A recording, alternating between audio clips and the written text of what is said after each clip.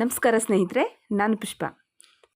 ಸ್ನೇಹಿತರೆ, ನಮ್ಮ ದಿನನಿತ್ಯ ಜೀವನದ ಜಂಜಾಟದಲ್ಲಿ ಕೆಲವೊಂದು ಸಮಸ್ಯೆಗಳನ್ನು ಎದುರಿಸ್ಕೊಂಡು ನಾವು ಜೀವನವನ್ನು ನಡೆಸ್ತಾ ಇರ್ತೀವಿ.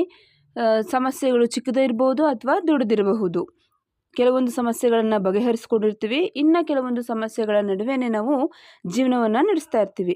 ಅಂತಹ ಸಮಸ್ಯೆಗಳಲ್ಲೇ ಒಂದಾದ ಈ ನಮ್ಮ ಇಲಿಗಳ ನಿರ್ಮೂಲನೆ ಹೇಗೆ ಮಾಡೋದು ಅಂತ ಹೇಳಿ ನಾವು ಇವತ್ತು ನೋಡ್ತಾ ಹೋಗೋಣ.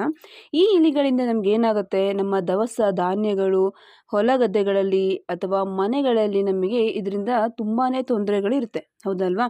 ಇದೇನಾಗುತ್ತೆ, ನಮ್ಮ ಹೊಸ ಹೊಸ ಬಟ್ಟೆಗಳಿರಬಹುದು, ನಮ್ಮ ವಯರ್ಗಳಿರಬಹುದು, ದವಸ ಧಾನ್ಯಗಳಿರಬಹುದು, ಅಥವಾ ಮನೆಯಲ್ಲಿ ಯಾವುದಾದ್ರೂ ಬಿಲಗಳನ್ನು ತೋಡುವುದಿರಬಹುದು. ಈ ರೀತಿ ಸಮಸ್ಯೆಗಳಿಂದ ನಮಗೇನಾಗುತ್ತೆ, ತುಂಬ ನಾವು ಬೇಜಾರಾಗಿ ಹೋಗಿರ್ತೀವಿ, ಹೌದಲ್ವಾ? ನಾವು ಅನ್ಕೋಬೋದು, ಅಯ್ಯೋ ಈ ಇಲಿಗಳಿಂದ ನಮಗೆ ಮುಕ್ತಿನೇ ಇಲ್ವಾ ಅಂತ ನೀವು ಅಂದ್ಕೊಂಡ್ರೆ, ಖಂಡಿತವಾಗಿಯೂ ಈ ಇಲಿಗಳಿಂದ ನಮಗೆ ಮುಕ್ತಿ ಅನ್ನೋದು ಇದ್ದೇ ಇದೆ.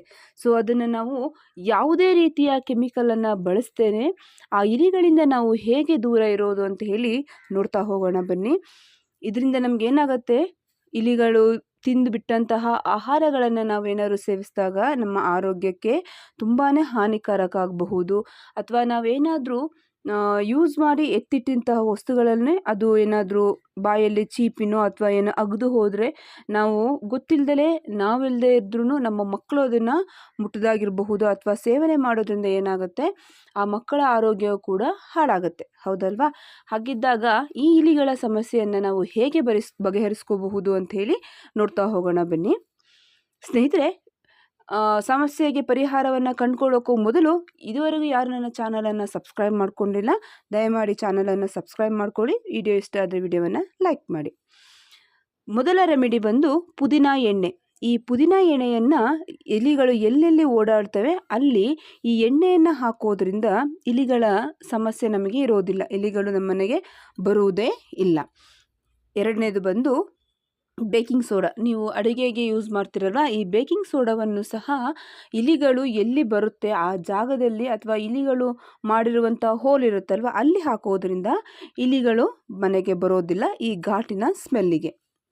ಮೂರನೇದಾಗಿ ಬೆಳ್ಳುಳ್ಳಿಯ ನೀರು. ಬೆಳ್ಳುಳ್ಳಿಯನ್ನು ಚೆನ್ನಾಗಿ ಗೆಜ್ಜಿ ಆ ಒಂದು ನೀರನ್ನು ನಾವು ಸಂಗ್ರಹಣೆ ಮಾಡಿಕೊಂಡು, ಇಲಿ ಬಿಲ ಇರುತ್ತೆ ಅಲ್ವಾ, ಆ ಇಲಿ ಬಿಲದೊಳಗೆ ನಾವು ಈ ನೀರನ್ನು ಹಾಕೋದ್ರಿಂದ ಈ ಒಂದು ಘಾಟಿನ ಸ್ಮೆಲ್ಲಿಗೂ ಕೂಡ ಇಲಿ ಬರೋಲ್ಲ. ನೆಕ್ಸ್ಟ್ ಬಂದು ಕಾಳು ಮೆಣಸು. ಈ ಕಾಳು ಮೆಣಸಿನ ಪುಡಿ ಇಲಿಗೆ ಆಗೋದಿಲ್ವಂತೆ ಅಂತ ಹೇಳಿ ತಜ್ಞರು ಹೇಳ್ತಾರೆ. ಹಾಗಾಗಿ ಈ ಒಂದು ಖಾರದ ಘಾಟಿನ ಪುಡಿಯನ್ನು ನಾವು ಇಲಿಗಳು ಎಲ್ಲೆಲ್ಲಿ ಓಡಾಡುತ್ತವೆ ಅಲ್ಲಿ, ಇಲ್ಲ ಅಂತ ಹೇಳಿದರೆ ಇಲಿಯ ಬಿಲದಲ್ಲಿ ನಾವು ಇದನ್ನು ಹಾಕೋದ್ರಿಂದ ಸಹ ನಾವು ಇಲಿಗಳ ಒಂದು ಏನು ನಮಗೆ ಅದು ಕಾಟ ಇರುತ್ತೆ ಅದರಿಂದ ನಾವು ತಪ್ಪಿಸ್ಕೊಳ್ಬಹುದು. ನೋಡಿದ್ರಲ್ಲ ಸ್ನೇಹಿತರೆ, ಇವತ್ತಿನ ರೆಮಿಡಿ ನಿಮಗೆ ಇಷ್ಟ ಆಗಿದ್ದರೆ ವಿಡಿಯೋವನ್ನು ಲೈಕ್ ಮಾಡಿ, ಹಾಗೆ ಹೊಸದಾಗಿ ನೋಡ್ತಾ ಇರುವವರು ನಮ್ಮ ಚಾನಲನ್ನು ಸಬ್ಸ್ಕ್ರೈಬ್ ಮಾಡ್ಕೊಳ್ಳಿ. ಇವತ್ತಿನ ಟಿಪ್ಸನ್ನು ನೀವು ಮನೆಯಲ್ಲಿ ನೀವು ಕೂಡ ಇದನ್ನು ಟ್ರೈ ಮಾಡಿ ಅಂತ ಹೇಳ್ತಾ ಇವತ್ತಿನ ವಿಡಿಯೋನ ಮುಗಿಸ್ತಾ ಇದ್ದೀನಿ. Thank you.